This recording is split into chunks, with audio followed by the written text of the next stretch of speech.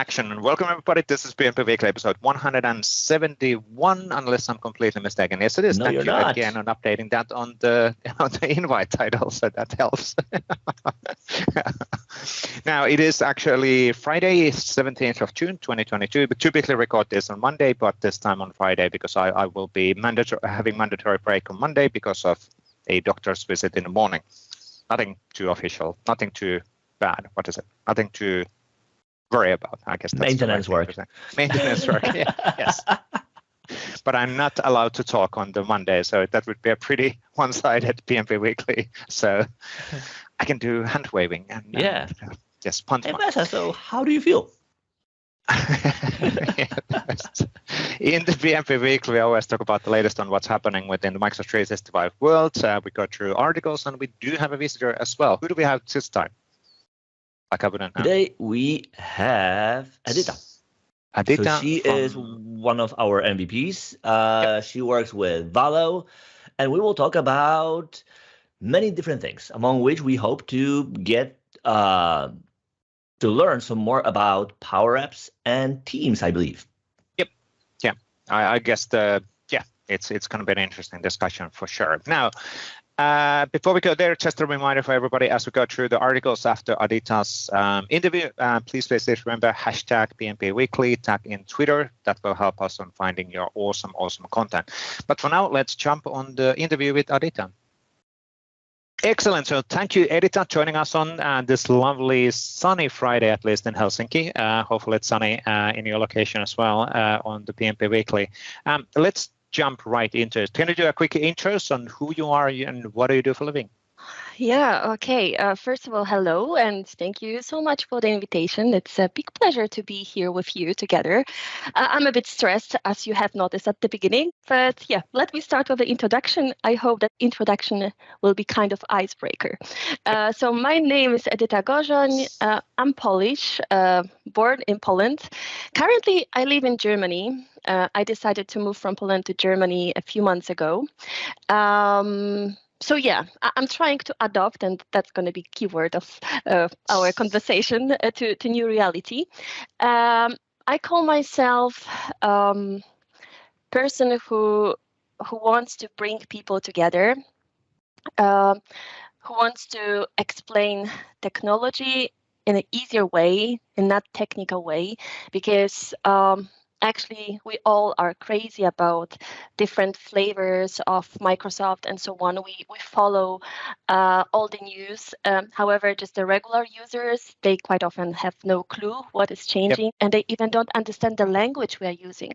And my mission and intention is to include those people in community and explain them technology in a very easy language. So yeah, that's what I'm doing. And at work, I'm working at Valo Solutions. I'm a partner manager responsible for EMEA.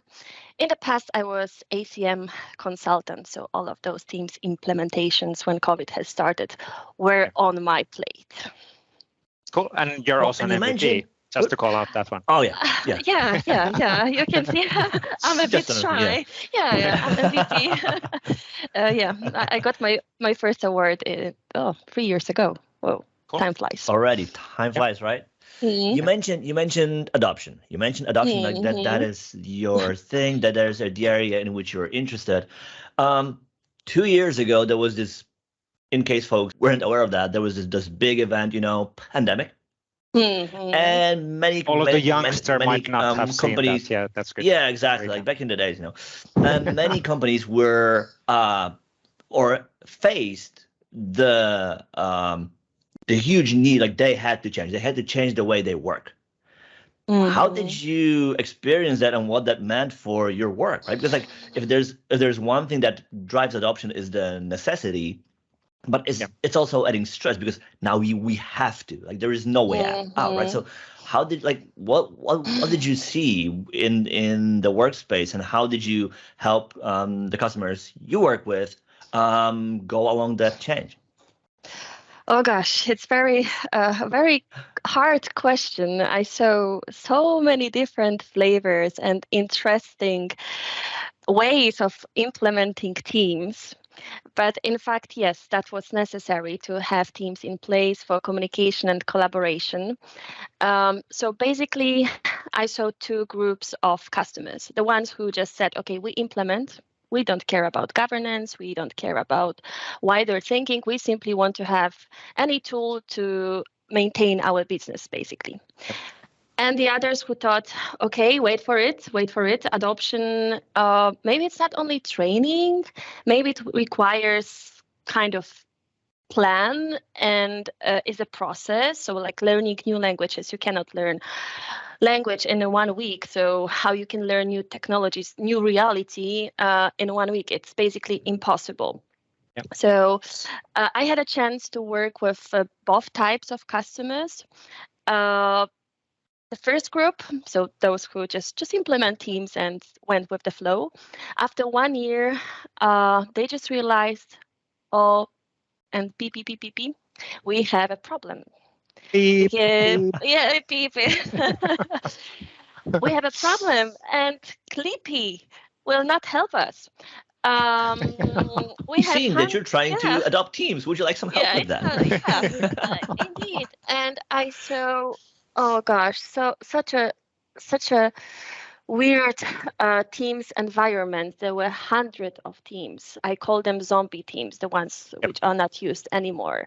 Yep. And I saw such a big frustration. Business said, we don't want teams because it's so annoying. We cannot find anything inside teams. We don't know how to use it. We feel so overwhelmed.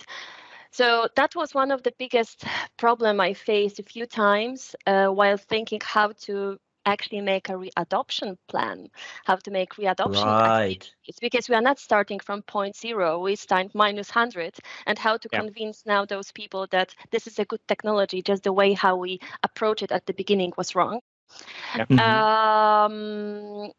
So that was one observation. And the others, of course, that I don't want to call them smarter ones. I would rather say that they had different tools in place before implementing teams, and they simply were able to manage adoption in a right way.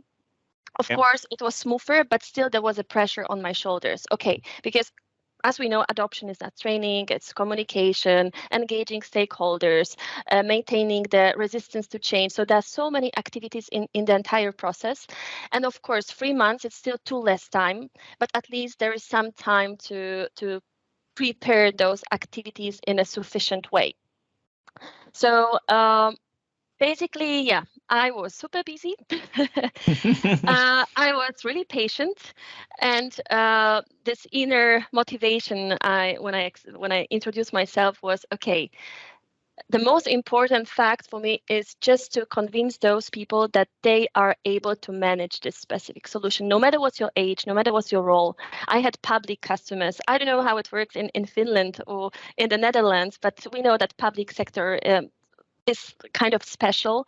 And resistance to change is even higher, at least in my eyes. And how to convince those people who work in the office and who had just real coffee breaks and real meetings in a room, that they have to work, kippies. Moomin kippies. We need to fix that file, Waldek, for you. I'll send you something. It's a matter of imagination. So for those who didn't see the video, we have two people showing Moomin mugs and me not having one and being, the old duck. This is but it's an interesting point. And one thing you mentioned is like you had one group that for whom adoption didn't work, right? Because they said we don't need any of the plans. Let's just we just roll out and And that is an interesting point, right? Because how do you explain the necessity of something to somebody who hasn't experienced the problem, the pain, and they just want to go with it, and only in the afterthought, okay, now we went through it, we experienced the pain firsthand, and now we kind of understand the need for this plan to avoid this sprawl. So is there anything you learned that you might use the next time you come across somebody with that approach, say no, we don't need no governance. We will just use it. Same question, rephrasing this. What would be because lists are really good. So what would be the top 3, top 5 tips for anybody looking into adapting a new thing? So you're adaptation consultant, and we all love lists, right? High Fidelity, by the way, awesome book about lists. If anybody hasn't read it, just came to my mind. But anyway, so Okay, so but buy now and you will get not one, not two, no, but it's an three. old And book. hey, It's if a you buy relative now, old- you will get also a Movie score. is, by the way, really good on that as well. Anyway, so just to keep some structure. Okay. We don't have structure. It's okay. I love this chaos. We need governance. We need governance for our show. That's what I wanted to say, actually. Thank you, Waldek. First of all, when you start any adoption project, please remember that governance is a part of it. So don't start teams implementation adoption without governance. They go side by side, and it has to be done. Otherwise, team settings are quite liberal, and if we let users who have no clue how to use those tools in a proper way, they will simply crash the system. So governance is the first thing in adoption. Before we go to the next topic, what does governance means in practice for anybody who's like, governance sounds like in my bingo thing, I'm getting now a line again, checkbox. Yeah, if we allow users, for instance, creating new teams, everyone can do so. So should we really let them do so, or it's better to limit this feature? Yes. For Making instance, knowingly decisions on how the system is configured and provided for customers. Indeed, or any naming convention. It really makes sense. Yes. I remember one story I can tell you. A customer launched Teams, of course, without governance topic in the meantime. And one worker, he just realized, whoa, I can create a team. Perfect. And he called this team leadership. And the guys from leadership, they thought, okay, this is our team. Probably our lovely IT has created the team for us. Ouch. And they started to cooperate in this team while sharing very sensitive data, very sensitive in the files. Open. Yes. Say that it was in the open. Oh yes. My God! I can totally see it happen. So this thingy happened. So basically, if they would think in advance about governance, maybe the situation would not happen. Yep. And same with the naming convention and all of those sweet spots from the governance. So that's why adoption starts with governance. This is my first insight. The second, let me touch a bit my favorite point. So usage scenarios. In this entire adoption journey, we have this very nice point, which is called usage scenarios, meaning that really let's think how we want to use Teams. And quite often what I observe that leadership or any important person from the organization comes and says, we are going to have this specific features, this specific apps inside Teams because I said so. Right. Yep. So very top-down approach. Yes. We're doing this. Yeah. Big respect. But those people, they don't really use the tools on daily basis. Those tools they wish to have. Yeah. And then Eddie comes and say, okay, let's think about those scenarios, but let's involve end users. Let's involve business people. Let's ask them what they are doing on daily basis. What kind of apps do they need? What kind of integrations do they need? So basically, let's ask end users what they want before we start creating something what might be not relevant at all. Mm-hmm. And in my projects, I decided to do design thinking workshops. I was a moderator. I don't know if you are aware of design thinking. So the method of creating innovation. Our audience might not be, so let's explain sentence or two. Just one sentence. So this is a method where you create innovations, and those innovations come from end users, from customers. So basically, design thinking can be used for new product creation or new improvements. No matter, what you want to improve or what you want to change. And I thought, okay, so it might be beneficial also for Teams, because Teams is a perfect platform. We have so many possibilities, but which of them are relevant to our business? What to take first? Because we cannot launch or we cannot integrate everything just right away. Let's do it step by steps. Baby steps, they always work. And my intention was to have those workshops with the customers. It's about 4 hours when we talk, when we first think about the problems. So we generate the problems, we think what doesn't work currently, what's the most frustrating. And then basically we are searching solutions. So how teams can solve our problem. So maybe integration of systems, because we have to switch the context all the time and it's super annoying. Or maybe we need any bot because we have plenty of IT support tickets and the communication, current communication, it's not the best one, bottlenecks, and response time is too long. So during those workshops, I really work with users and we generate those ideas together.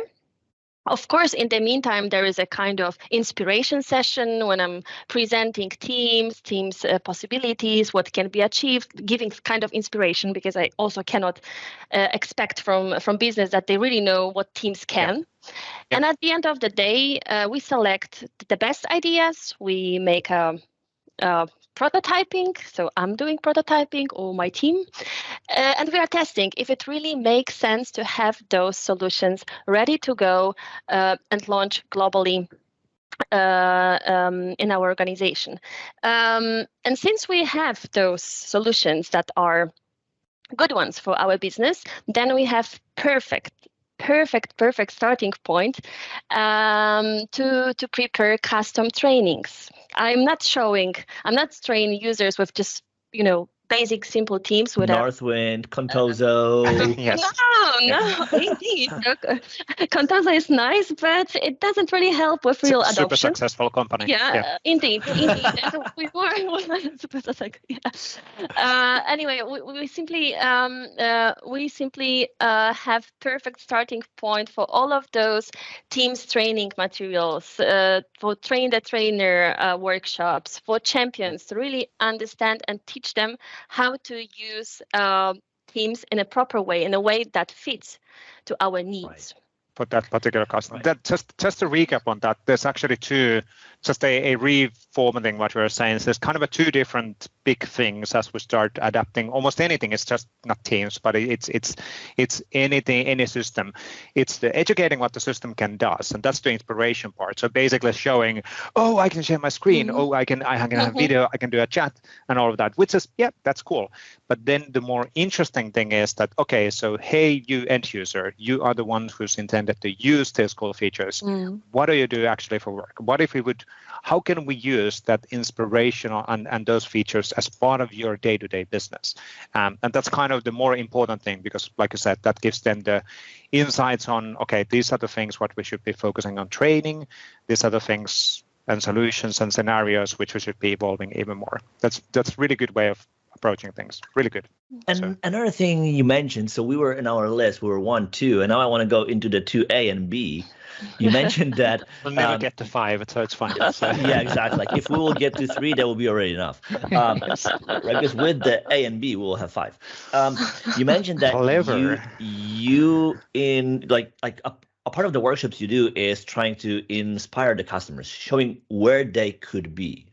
Do you have your favorite resources that you use for that, or is it all specific things you've made along the time as you learn what works and doesn't? It's going to be perfect answer. It depends. Yes. Okay. Great consulting answer. Top 2 or 3. It depends, of course. Since we have the governance part in place and we already know what other systems customer has, then of course, or you can prepare wider or a little bit tinier presentation to do not crash the governance and the current infrastructure.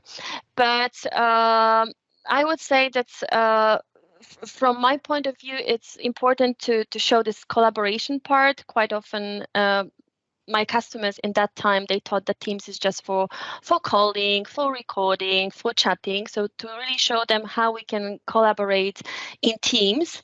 And obviously, there are so many sample apps we can actually take from Microsoft, like employee ideas, milestones, all of those. Many users, they have no clue about them, and they might be beneficial just to showing, like, look, this is a Power App ready to go. If it doesn't answer your needs, we can develop this Power App, or you can build it yourself, or we can do some automations, the simple ones, but we can start with those, and then after some time, we can basically extend those workflows. So it's rather showing maybe not too much to not overwhelm end users, but show them that those are the sweet spots. And now let's think about this, which of them are the most suitable for you. Yeah. So I don't know, Waldek, if I answered your question. Absolutely, but absolutely. And then instantly, I want to ask, like, do you have a story to share about, like, you showed ad, like, what was your favorite aha moment from a customer? You showed it to them, and like totally blew off their socks, like, oh my God, I didn't know I could do that. Okay, I remember you can pick one only customer. I remember one customer who told me, we want to have Teams for collaboration only, and we want to integrate Teams with WebEx. Mm-hmm. Okay. Interesting. Because we love WebEx, and we want to have WebEx in place because we used WebEx in the past, and Teams for collaboration because WebEx has kind of collaboration part, but okay. But we know. And when I heard the concept coming, of course, from the leadership first, I said, but why? I mean, but because we said so. So, okay, I accept your point of view, but let's do it differently. I will show you what Teams can really do in this specific aspect where you want to use WebEx.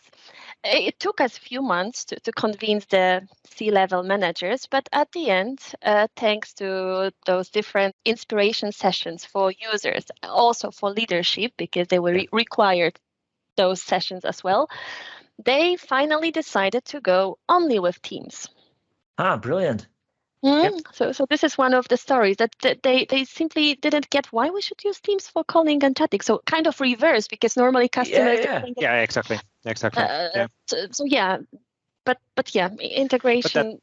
Of course, that's kind of understandable always, that if they already invested on something and it has been working well, and now they get another one which has overlapping features, do you want to move away immediately from there to the other one? How do you do that? Yes. But it's the change management is always hard, and people are against change. It's just realities of human. I don't mind change as long as it does not affect me, right? Yeah, exactly. Yeah. Frankly, when I moved to Germany, I was a little bit now resistance to change is your thing. Well, there you go. There you go. Now you are on the other side of adoption, right? Those pro side tools in practice. Yeah, it's hard. It's hard, and now I understand even more. But yeah, it's a matter of explanation, matter of listening, matter of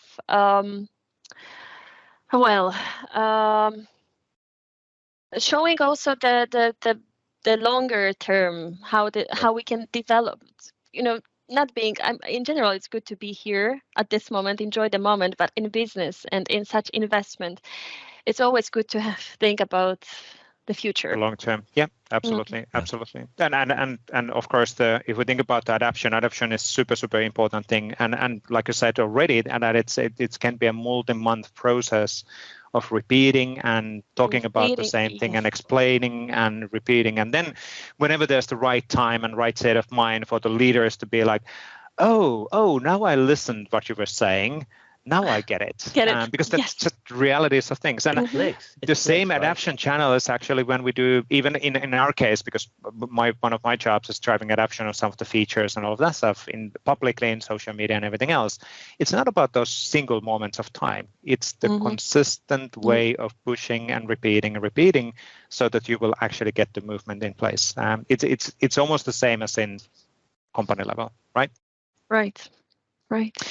Now, from a timing perspective, so this was good. I have no idea how many items did we ended up doing in the top, we had 2, I think, but we do you still have one, or do you want to start on something else? Yeah, I mean, just a very, very quick one. Basically, adoption, it's not only A and Z. There is another A and Z, but slightly in a different flavor. So people are changing in our organization. Teams is changing rapidly, so you both know. We still have to keep users informed, and we still have to have, from time to time, workshops to explain what is new, what has changed, what we are going to improve. This is like constant process. Of course, it's not real adoption anymore, but still kind of keeping this excitement, keeping the processes in a good way, and also, platform development. Because if we did something, it would be good to make a few more steps to really follow our needs and how technology is changing. Yeah, because the technology is evolving all the time. So. I want to ask, right, because we communicate at Microsoft, we communicate changes through the message center messages that we post for M365 tenant admins, right? So that audience gets exposed to everything that's new and coming and is going to change. How do you recommend companies take that info from that audience, tenant admins, and distill that to users who get to work with new things without that becoming a gap? Like admins, they saw it, and they take that into account into their, maintenance and operations, but don't tell anybody. And then you as a user, you open Teams and it's different. And you're like, hey, what is that thing? Things change. So how do you advise them to bridge that gap and have that stream of insights and information without overwhelming users with anything that is irrelevant? I believe that in this specific case, assuming that we had adoption project before, we had champions. So those people in the organization who are spreading the knowledge and engaging the other how to use Teams in the right way. And I believe that those people, they should be partly involved with this IT administration communication. I would say that IT should basically inform champions what we are going to change, how does it impact end users, and train them. Of course, not the one-day workshop or something, but at least having 1 hour session to explain briefly what changes we can expect from the end user perspective. And then I believe that the champions are able to spread this knowledge among their colleagues. And of course, adoption is strongly related with communication. There is always a question, how many communication channels do we have? Who is the sender of specific message? What kind of content should we include? And again, it depends on the organization. I saw many organizations where email is still in use, and it's when something is emailed, then it means that it's extremely important and have to be read by the others. Other organizations, they simply have this push messaging as a information for users that something going to be changed. So I would say there's no one answer again, but the most concrete answer would be engage champions. Yeah. Okay. Now related on that one, so of course you're a consultant then who's helping then those champions to be up to date and helping them to be. How do you stay up to date? How do the speed of innovation is just going faster and faster and faster? And what is the ways of you staying up to date on what's happening? Oh gosh, so assuming that we are getting this information from IT. This is one thing, but basically, I highly recommend some external resources, external meaning Microsoft documentation. Frankly, when I was a typical business user many years ago, I never thought about Microsoft documentation, and I really try to promote those materials because they are nicely written and, in my opinion, in a very understandable way for everyone. Yep. And I love our community folks resources. My favorite was always Vesa Juvonen, and he's my team's day blog. Currently, he switched to Metaverse, but that was one of the sources. There was also Chris Howard. I'm not sure if I'm spelling his surname correctly. So yeah, those are the people, and I always people and resources I shared with champions when project has ended, and I knew it that I'll be not involved anymore in their organization processes. Actually, I was just somebody from outside, but I was giving kind of summary which specific materials you should follow to stay up to date. Because technically, champions they have kind of feeling that, technology, that they have passion. So you also have to be very careful while selecting them, not just because they're super excited. Excitement is great, but also if they really are into technology, because it's a longer run. This is the marathon. It's not just 5K and we are done. Medal and bye. Yeah. Now. There's two things which I wanted to still talk about before we close up for the call. So first of all, let's go back to you. So we talked about what you do and the consulting and everything else. But how did you get to be what you are? So how, if there's a new younger people or younger women watching the show and be like, hey, I want to be Edyta. When I grow up, I want to do. When I grow up, I want to be that. When I grow up. Yeah. How did you got to be and do what you're doing? Yeah. I'm not sure if my example is a good one, but I guess it's actually, if it's not a typical one, that's okay as well, because there's multiple paths of getting to be what you are. So I would say, have your eyes open and be curious about the things, and do not afraid to click, do not afraid to simply ask questions. But frankly speaking, I never thought, when I was a teenager or student, that I'll be working in IT. I had completely different ideas what I can do. But for some reason, while being a student, I decided to have a gap year just to try how it is working in any company. And by accident, I ended up in IT company. I got a lot of experience, and then simply it was a trigger. Okay, this is interesting. This is something what brings some excitement to my life. And then step by step, so I finished my studies, so I came back to my university. And after university, I started to search any job in IT sector. And I ended up in a company which was a Microsoft partner. But I had no clue about Microsoft stack. I was that person who was asking constantly those silly, stupid end-user questions. And by the way, we need those people to make sure that those learn it all. That is to learn it all, right? Yes. Yes. My great colleague, I don't know if you recognize Marcin Siewnicki.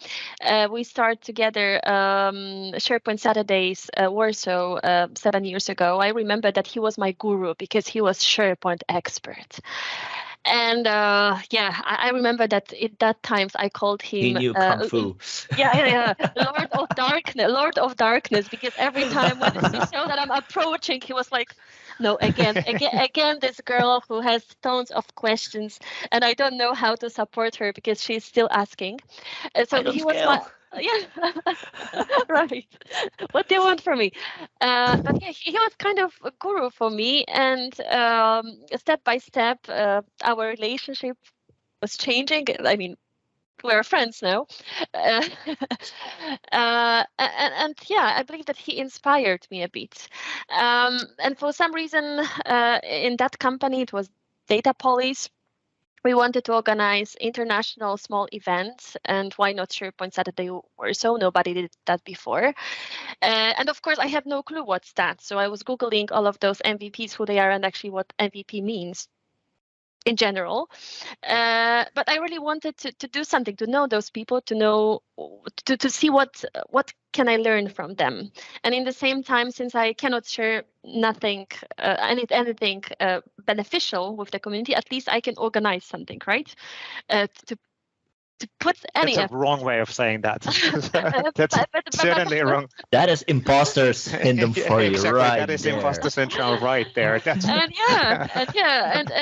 community simply inspired me. So that's why I became consultant. That's why I'm so active in community, because those people, they were so welcoming, and they showed me, okay, this is the direction, or do you need a ride? We can give you a ride to Microsoft Word. And I said, okay, let's do it. And this is one my thing story. I want to call out, I actually said that for a younger person's looking into doing what you are, but one thing to call out, it's not about age, because again, it doesn't matter how old you are. The age doesn't define where we can be in the future, because again, people do change careers. Anybody old? Yeah. Are you calling anybody old? I guess I'm there fine. is. Let's stop there. You're old. Okay. Everybody else isn't. But there's always room for transitioning, and you're a really good example of a super valuable, let's say, persona type, which is all about communications. So IT and development and all of that, it's not just about technology. It's not just about development and coding and all of that. It's also about communicating what that technology actually does and helping the transition and translate between the business and IT on the different languages. And that is a really, really, really widely needed capability. So Vesa, my advice would be just try out with community events. They are for free. I'm not saying about big conferences when tickets are quite expensive. Try with the small local ones. Just start talking to people. In my case, it was easier because I'm rather extrovert than introvert. So for some reason, the entry level was not that hard. But we are community, no matter what's your role. If you are expert or you are just starting, we are on the same level. And every community event confirms that. So even last week I was at Scottish Summit, and it perfect. I mean, so many new speakers, so many new people in the community, and their impression, whoa, I never felt this way, that people are so welcoming. So this is the starting point. And then while tasting different flavors, because Microsoft Stack is huge, there's so many rooms to fill in, you can simply decide, okay, this is something what makes me happy, what gives me wings. So maybe I should give a try with Power Apps or something else, or adoption or whatever. Yeah. And there's also, before you go, Vesa, there's one thing I wanted to call out, because you mentioned, like, the moment you would start first, you had the feeling like, I don't have anything to offer, right? Because like comparing to everybody else, I am not that experienced. And that is the one thing that I want to call out. That is the way opposite of truth. Because if I look selfishly at my job, right? That first look experience, to me, that is invaluable. Like hearing that from somebody who is, hey, I want to start building with Graph or Teams.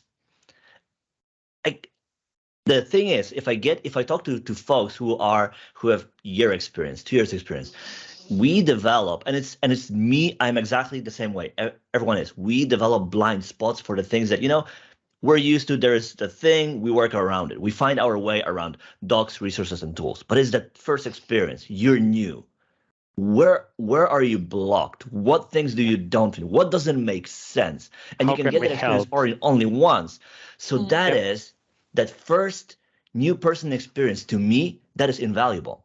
And it's so rare because it's so hard to find, folks who are new and who have that novice experience, and to get it from that is invaluable because it's so hard to find, right? So if you think that being new doesn't add value, it's the way opposite. because Correct. you have the power to shape the experience for everyone new. And every day there are new people who start every single day, right? So that experience, like if you can find a way to share that, that is brilliant. Like there is no price we can put on that.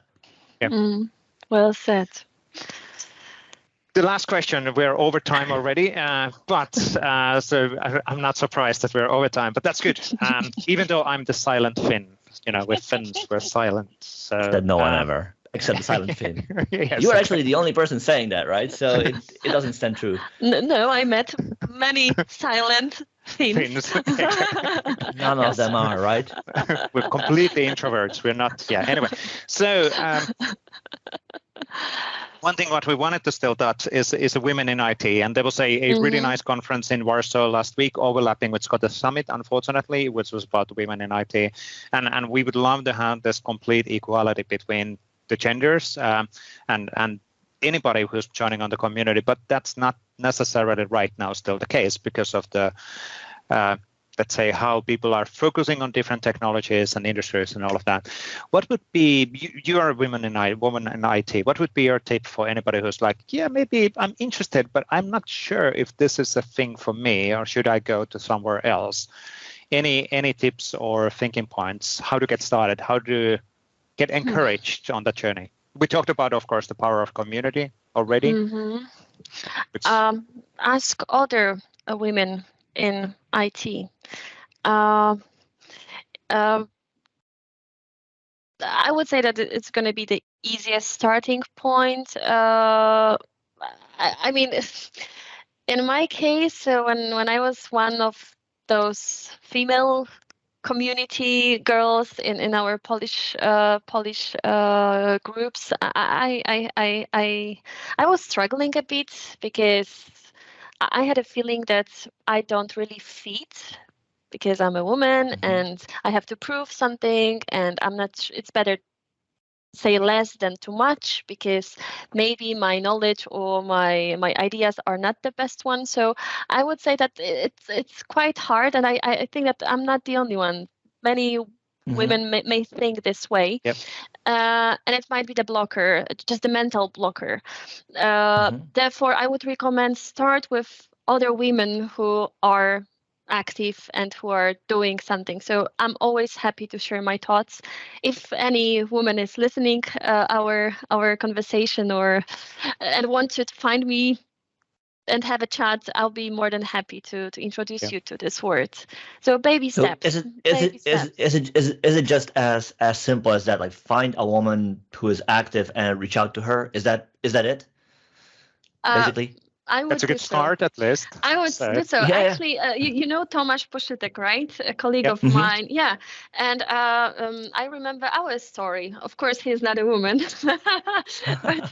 but what I wanted to say. Well, but I mean, at some point he was new to it, right? It's a mentor. It's the same thing. Yeah. So basically, when we were organizers of Sharepoint Saturday Warsaw together with Martin, we knew that it's too much work for both of us.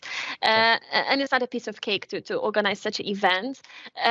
And I was just scanning our Polish community, who is active, who is doing cool stuff. And suddenly I found Tomasz Poszytek blog, and I texted him just, message on Twitter. Would you like to have a coffee with me? And he said, yes, let's meet, let's talk.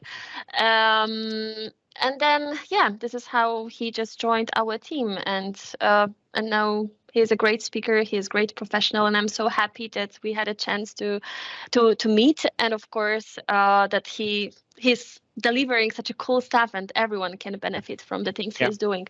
So it was hard because I was a female one who was asking, random guy if we can have a coffee because I like your content we are creating. Funny way, but as I said, I'm extrovert. But no matter if you're extrovert or introvert, just text to somebody. I would say if you have nothing to lose. Yeah. So do not think too much. Do not think too much.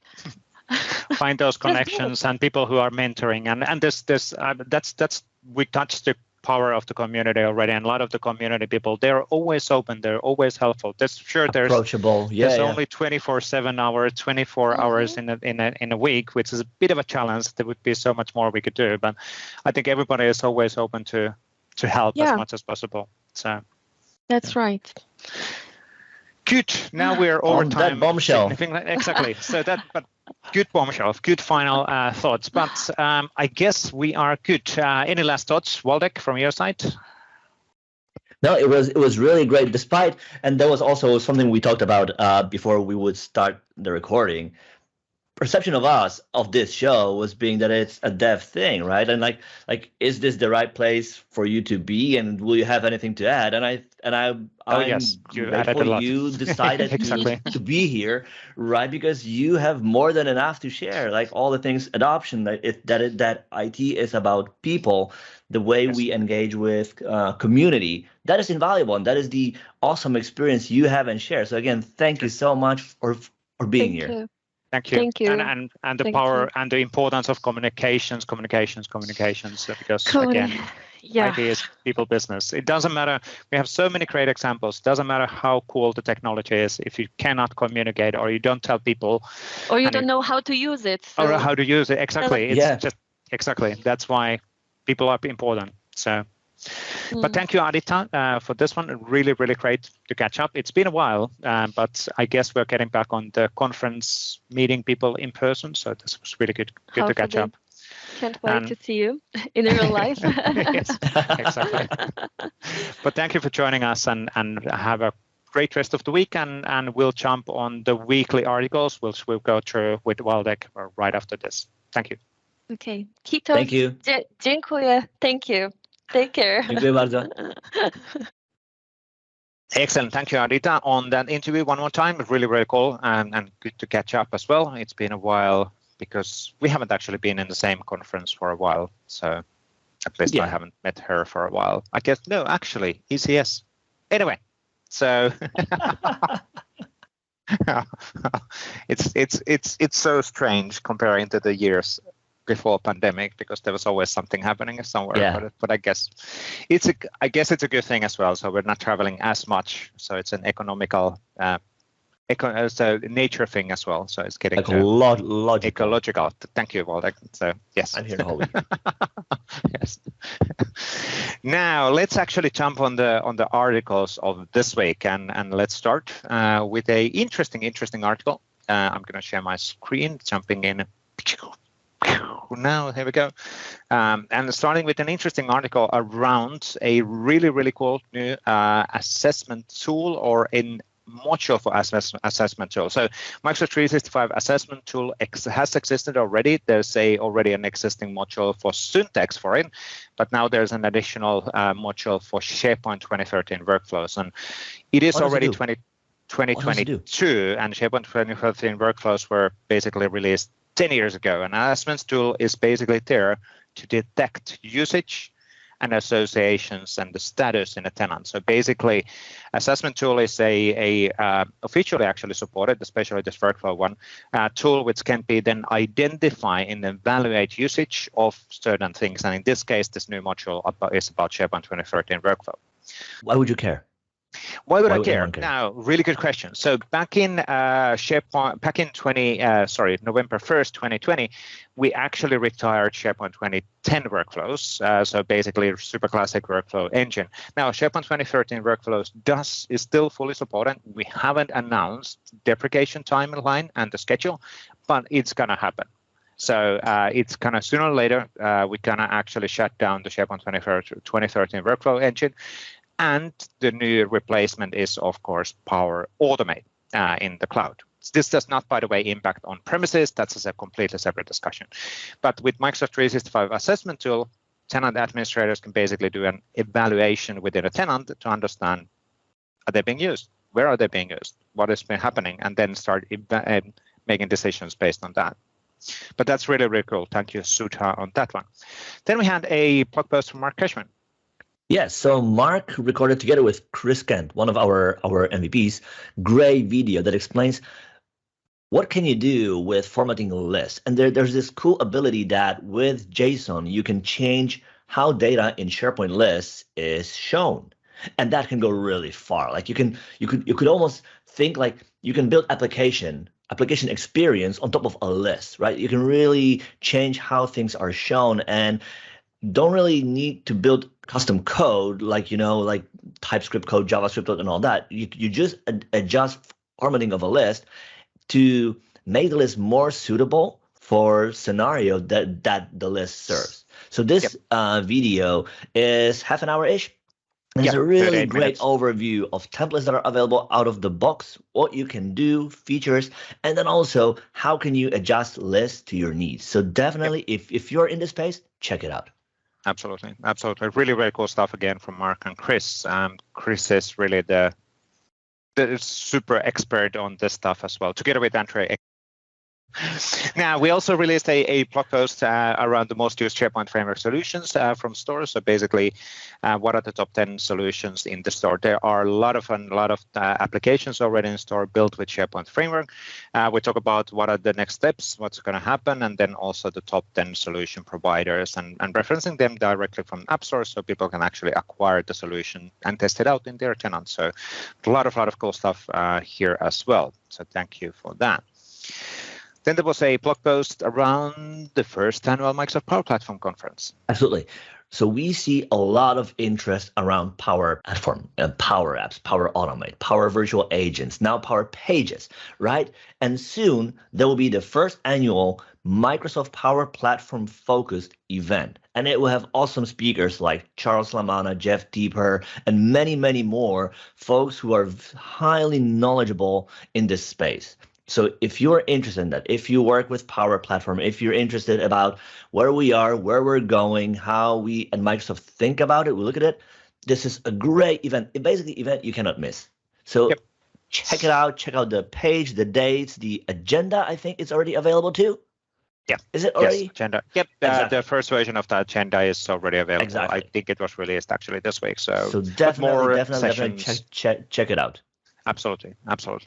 Now, there was also a change related on Power Automate. So Power Automate used to be called Microsoft Flow, and therefore the URL which was used was flow.microsoft.com, and that's kind of a leftovers from the previous world, kind of, but we're still creating flows. So, but they say now has been a decision where we actually change the URL where to access information. Of course, there's going to be a redirection related on flow.microsoft.com to that new URL as well.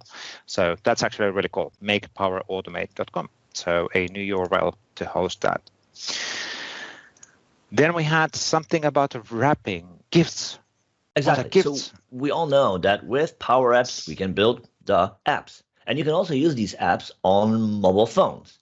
What's cool, though, is that now we have generally available ability to wrap Power Apps as native mobile apps. So to user, it just feels like a native app. Like they don't need to start Power Apps first and open the app from there. No, they just have an app that they can directly start. So it's a huge improvement of that experience for everybody who works with Power Apps. So if you build Power Apps, and for folks who use it on a phone, definitely check this out because that's a great improvement of the experience.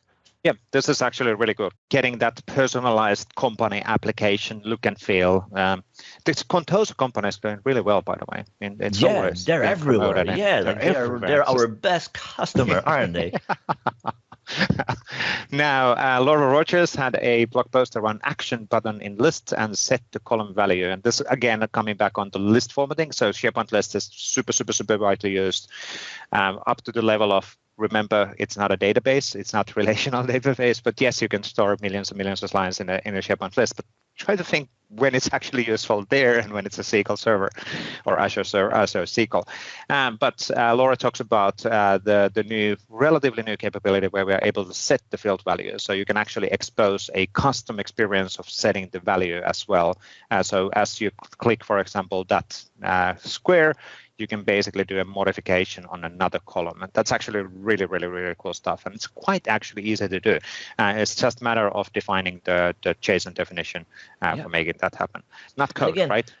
And again, it ties back to this offering this app experience on top of a list. So you don't need to build like fully fledged application. You can build this UX on top of a list that already has the ability to validate data, store different types of data. Exactly. And now you also have the ability to offer interactive aspects to it, right? So so users don't need to edit the whole row. They can just click a button and the data is adjusted accordingly. Yep, really, really cool stuff. Thank you, Laura, on that one.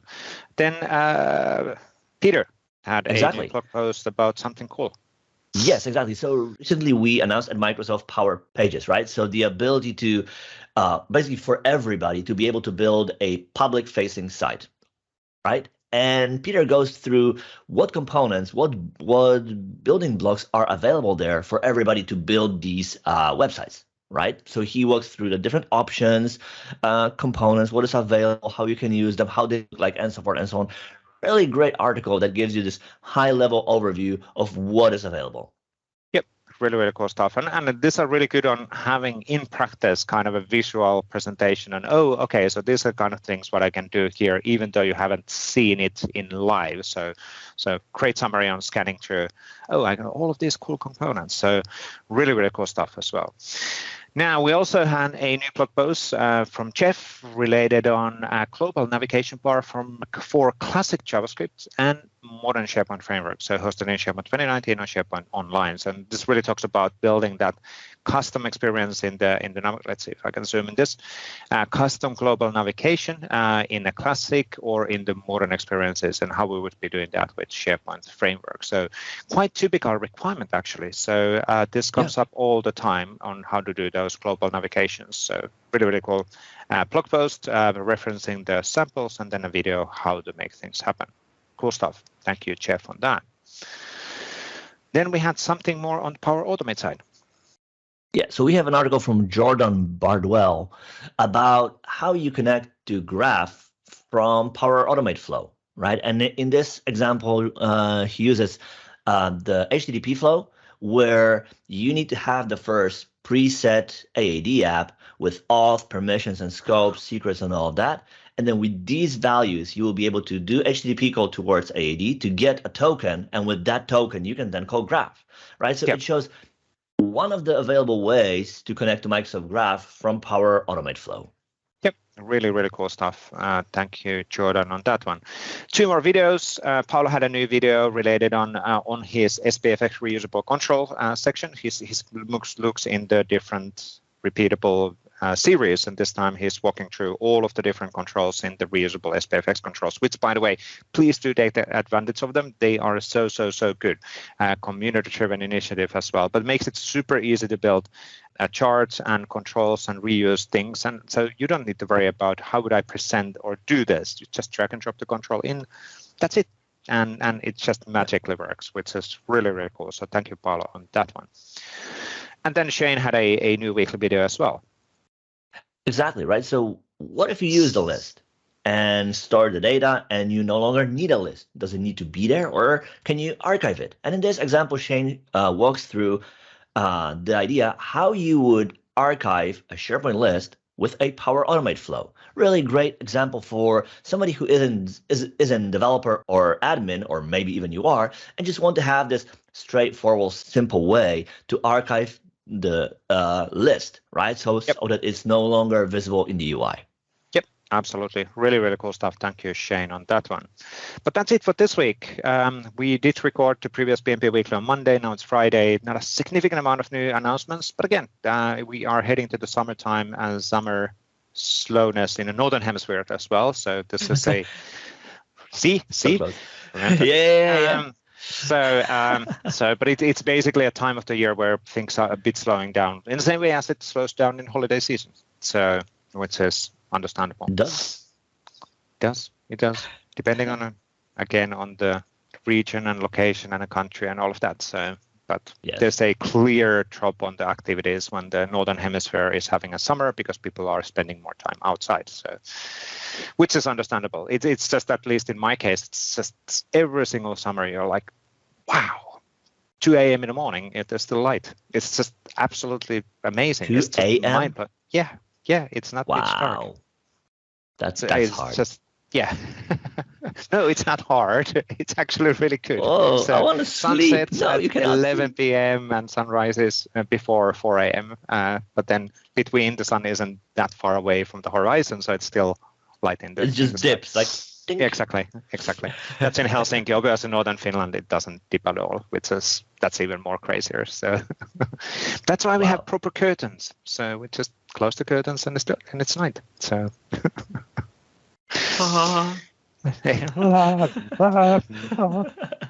Anyway, I guess that's it for this one. For this week, we still do a few of these before we will also have a summer break. Yes. For 1.5 months or so. We are roughly, so we will have 3 episodes more, I guess, if I'm not mistaken. So that will be that one, 2 more. 2 more episodes, except this one, and then we'll be off for a break. Cool. Spending some time with not doing anything, hopefully. Too much on computers. But thank you everybody for watching this one, and thank you Edyta for joining us on the great discussion as well. But thanks everybody. Keep the feedback coming. Let us know what works and doesn't work, and if there's any visitors you would like to see in the show, let us know. Feedback is always welcome. A great idea. That is great idea. Community-driven visitors. Yeah, of course. That would be really good. But thanks everybody. Have a great rest of the week and stay safe. Bye-bye. Thank you. Bye.